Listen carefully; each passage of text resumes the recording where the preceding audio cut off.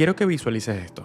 Estás en un vuelo a 10.000 metros de altura. Te quedas dormido y a mitad de la noche te despiertas y ves a un piloto uniformado sentado al lado de ti. Platicas con él, te sonríe y te dice que todo va a estar bien. Un segundo después, el hombre desaparece y no te logras explicar de dónde salió este hombre. Si te quedas hasta el final de este video, te voy a contar una de las tragedias de un accidente terrible de una aerolínea estadounidense. Pasó a ser uno de los casos paranormales oficiales escritos en documentos oficiales de los Estados Unidos. Tan real y tan lleno de pruebas que obligó a la aerolínea a desmantelar cada uno de sus aviones en secreto. Hay ciertas historias que el true crime y lo paranormal van de la mano y hace poco tiempo les había preguntado si les gustaría que yo empezara a tocar ciertos temas paranormales aquí en este canal. Y vi que a ustedes en realidad sí les gusta lo paranormal. Entonces, primera vez que vamos a tocar un caso paranormal, pero muy agarrado con el true crime. Gente, si les digo que este caso es real, en serio, hay un documento por la Junta Nacional de Seguridad de Transporte de los Estados Unidos. Les voy a dejar también el link en la descripción para que lo lean ustedes. Nada de lo que te voy a estar contando es inventado, nada de lo que vas a estar escuchando va a ser una leyenda urbana clásica. Aparte que te entiendo, yo soy el primero que ciertas cosas paranormales yo las paso y digo, ay, esto no existe. Pero ciertas otras cosas yo prefiero respetarlas y ok, hay pruebas, no puedo hacer nada, hay pruebas. Vamos a viajar al año 1972 para entender cómo es que el error humano que costó más de 100 vidas y cómo los pedazos de ese avión maldito se convirtieron en el hogar de dos almas que nunca quisieron dejar de volar. Apaga las luces, ponte cómodo porque te voy a estar contando el caso del vuelo 401. Buongiorno, buonasera, yo soy Ezequiel, este es mi canal de True Crime, espero que estén súper bien. Si no te has suscrito a este canal, suscríbete, comenta, dale like porque de esa forma estarías ayudándome a crecer más. Y antes de comenzar quiero que sepas que cada uno de mis videos tiene el propósito de dar un mensaje positivo y de recordar las víctimas de cada historia. Dicho esto, agarra todo lo que vayas a agarrar, ponte cómodo y comencemos. Como si tú y yo estuviésemos sentados en la sala de tu casa. Para entender esta locura tenemos que viajar al 29 de diciembre de 1972. Para esa época, viajar en avión todavía era un lujo y la joya de la corona de la aerolínea Eastern Airlines era el Lockheed L-1011, un avión gigantesco, el más moderno para la época, equipado con un piloto automático que parecía sacado de la NASA. Contaban y decían que este avión era prácticamente imposible de estrellar, así como la misma historia del Titanic. Sé que les vino el flashback. Esa noche el vuelo 401 despegó desde el aeropuerto de Nueva York con rumbo a Miami. A bordo iban solamente 163 pasajeros y 13 tripulantes que tenían la intención simplemente de pasar nuevo año bajo el sol. En la cabina estaba el equipo de primera, el capitán Robert Bob, un piloto veterano con más de 30.000 horas de vuelo. Era un hombre serio al que todos los pilotos respetaban. Y a su lado iba el primer oficial Albert Stockstill, lo dije bien. Y vigilando el sistema estaba el ingeniero del vuelo Donald Don Repo, un tipo súper meticuloso que en teoría se sabía cada una de las piezas y tornillos del avión. El viaje fue completamente perfecto, una seda. Pero a las 11:32 de la noche, cuando ya estaban sobrevolando los Everglades de Florida y estaban ya listos para aterrizar, los pilotos hacen la maniobra de rutina, esa maniobra que sirve para sacar las ruedas del avión. En el tablero de la cabina tenían que encenderse unas lucecitas, 3 lucecitas verdes, para avisar que las ruedas ya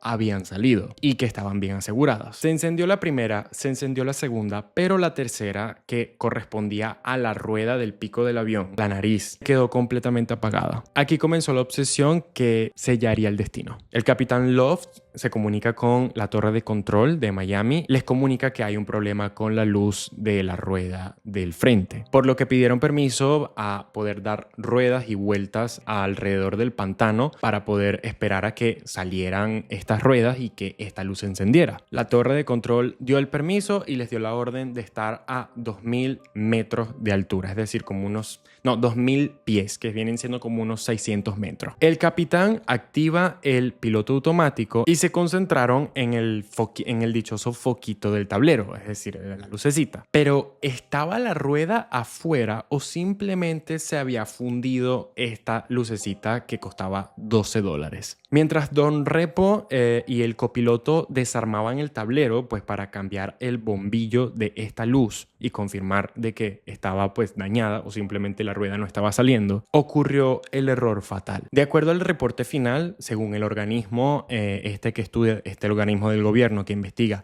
los accidentes aéreos de Estados Unidos, el capitán Loft se dio la vuelta para hablar con sus compañeros y sin querer empujó levemente la palanca de mando. Ese empujón fue tan suave que no sonó sin ninguna alarma, pero fue suficiente para hacer algo terrible. Desactivó el piloto automático y empezó el avión a hacer descenso lento. El avión comenzó a perder altura. Poco a poco estaba yéndose más abajo. Y todo esto en la absoluta oscuridad. Nadie en la cabina estaba mirando los altímetros. Todos seguían peleándose por esta bombilla verde mientras este avión poco a poco estaba yéndose hacia abajo. El avión poco a poco estaba bajando a 1000 pies, luego a 500 y luego a 100. Como fuera, no habían luces de la ciudad, sino agua y oscuridad del pantano. Los pilotos no tenían ninguna referencia visual. Pensaban que seguían arriba y la caja negra grabó el momento en el que el piloto se dio cuenta, miró el rojeo del tablero y dijo: espera, ¿qué pasa con la altitud? El capitán Loft apenas alcanzó el tiempo de responder: ¿qué? Pero ya no hubo tiempo de nada. A las 11:42 de la noche, el gigantesco avión se estrelló a 360 kilómetros por hora contra el lodo del agua del pantano. El avión se partió en 4 pedazos que se rescataron gracias al lodo, y el silencio de esta noche fue reemplazado definitivamente por los gritos de esas pocas personas sobrevivientes una vez que todo el impacto paró, rodeados de combustibles de avión y caimanes. El resultado final de la tragedia fue devastadora. 101 personas perdieron la vida. El copiloto murió al instante, pero el capitán Bob sobrevivió al impacto, hasta que murió inmediatamente atrapado entre los hierros, mientras los rescatistas intentaban sacarlo. El ingeniero Don Repo fue trasladado al hospital y sobrevivió, pero murió al día siguiente debido a las heridas terribles que tenía a causa de esto. El accidente del vuelo 401 conmovió a todos Estados Unidos, pero lo que nadie se imaginaba es que la historia real de ese avión apenas estaba comenzando. Apenas sacaron todos los cuerpos y terminaron las investigaciones en el pantano, los ejecutivos de Eastern Airlines se quedaron mirando los restos del avión siniestrado. Obviamente la mayor parte de estos pedazos era chatarra inservible, pero el departamento de mantenimiento descubrió que algunos pedazos de este avión, debido a que se había partido en perfectamente 4 pedazos y a la forma en la que se partió, se dieron cuenta de que algunos de estos pedazos todavía eran funcionantes y que quedaron intactos y casi nuevos. Específicamente los hondos de la cocina de servicio, por ejemplo, varios paneles eléctricos de la cabina y varios componentes mecánicos del tablero que no sufrieron ni un solo daño. Y aquí es a donde entra la codicia de la corporativa. En lugar de mandar todo a la fundición por respeto a las víctimas, los jefes de la aerolínea dijeron: ¿y si agarramos todos estos pedazos que nos ahorrarían miles de dólares en repuestos? De forma totalmente silenciosa y discreta, los mecánicos de Eastern Airlines empiezan a limpiar el barro de estos pedazos del vuelo 401 y los instalaron a otros aviones completamente idénticos. El avión que tenía la mayor parte de las piezas recicladas era el avión con matrícula N318EA. Para la empresa, todo esto era que sí, una jugada de reciclaje y ya. Era algo easy, o sea, no había ningún problema con esto. Pero para los trabajadores que tenían que subirse a volar esos pedazos semanas después, fue el inicio de una pesadilla que jamás iban a olvidar. El metal maldito del vuelo 401 no traía solamente cables y metales, traía también a sus antiguos dueños, o al menos eso parecía. Las historias del avión N318EA empezaba a correr como polvo de parte de los trabajadores por ahí, que contaban que ciertas cosas raras parecían pasar en este avión. Pero los jefes de las aerolíneas obviamente se reían de estos empleados y decían que era solamente algún estado de shock, o que simplemente estaban llamando la atención, o que no era cierto. Hasta un cierto punto puedo entender. O sea, hay mucha gente escéptica a este tipo de cosas, y si hubiese sido yo el capitán también de esa aerolínea, a la primera que me dicen algo así, no es que no hubiese creído, no me lo hubiese tomado tan en serio. No, probablemente sí lo hubiese creído. si hubiese sido yo. Soy fiel creyente que los objetos siempre tienen ciertas energías raras, al menos yo creo eso. Y eso fue hasta que esto le tocó vivirlo a uno de los hombres más poderosos de esta aerolínea, el mismísimo vicepresidente de Eastern Airlines. Sucedió durante otro vuelo hacia Miami. El ejecutivo del avión N318EA se subieron y se acomodaron en los asientos de primera clase. A su lado de este hombre, del vicepresidente que les cuento, vio sentado a un hombre impecable, vestido con uniforme completo como si fuese capitán de la empresa. El vicepresidente, queriendo ser amable, empieza a platicar con él. Él describe que empezó a mirar las facciones de este capitán en la cara y en el momento en el que empieza a verlo ojo a ojo, le entra un frío en el estómago. Ese rostro lo conocía perfectamente. No era un piloto cualquiera, era el capitán Bob Loft, el hombre que había muerto en los pantanos de Everglades meses atrás. Antes de que el ejecutivo pudiese empezar a gritar, pedir ayuda a las azafatas o cualquier cosa, la silueta y la figura del capitán Loft desapareció por completo, dejando el lugar del asiento en donde él estaba totalmente vacío. El vicepresidente quedó temblando del miedo, pálido, y lo primero que hizo al aterrizar fue convocar una reunión de emergencia con todo el cuerpo de seguridad de esta aerolínea. Ese chisme ya no era un chisme, ya no era cosa de azafatas. El fantasma del vuelo 401 se estaba sentando en primera clase. Pero mientras el dicho, digamos, fantasma del capitán Bob Loft aparecía de forma espontánea para vigilar a los pasajeros o cualquier cosa, pero el espíritu de Don Repo, el ingeniero, aparecía y aterraba a las personas en la parte de la cocina. Recuerdan que la cocina era uno de los pedazos que todavía estaban intactos. En ese tipo de aviones las cocinas estaban abajo, separadas de los pasajeros, y se subía la comida por unos elevadores pequeños que se encontraban ahí. Era un lugar bastante solitario y oscuro donde las azafatas odiaban estar, porque efectivamente era muy aterrador. Una noche, una jefa azafata bastante experimentada llamada Faye Merriweather, no sé cómo se pronuncia este nombre, ayúdenme, bajó a la cocina del avión N318EA para acomodar las bandejas de la cena. El vuelo iba completamente normal, todo bien, pero en el momento en el que la azafata se acerca a uno de los hornos de acero inoxidable, que casualidad era una de las piezas rescatadas en el otro avión estrellado, Faye vio una cara, digo Faye porque no sé pronunciarlo, Faye vio una cara reflejada en el cristal de este horno. Pensaba que era el reflejo de algún compañero que estaba ahí. Se dio la vuelta y no vio absolutamente nada. Esto es lo que pasa, digamos, en las películas de terror. Al mirar esta azafata de nuevo al reflejo de este horno, se da cuenta de que no era el reflejo ni la cara de ningún compañero. Era la mismísima cara del ingeniero Don Repo. Y descrito por ella, dice que estaba como materializada en el cristal de este horno y tenía una mirada con una tristeza infinita. La azafata se quedó paralizada del miedo, incapaz de moverse. Y gente, en este momento lo que sucede, si a mí me pasa algo así, si a mí me llega a pasar algo así, yo creo que se puede morir de no dormir nunca en la vida, o sea, tipo de no dormir, porque yo no podría dormir jamás. En ese momento, cuando vuelve a ver y se gira, esta cara de este ingeniero se mueve y dice a través de su boca algo muy claro y sobre todo susurrado: ten cuidado con el fuego de este avión. Inmediatamente después, la silueta de este señor desaparece. Faye subió corriendo a la cabina, llorando, aterrorizada, a hablar con el capitán. Aunque el piloto intentó tranquilizarla, se tomó el reporte también muy en serio y ordenó revisar los sistemas. Horas más tarde, en pleno vuelo arriba del océano, se dieron cuenta que una de las turbinas tenía un cortocircuito masivo que hizo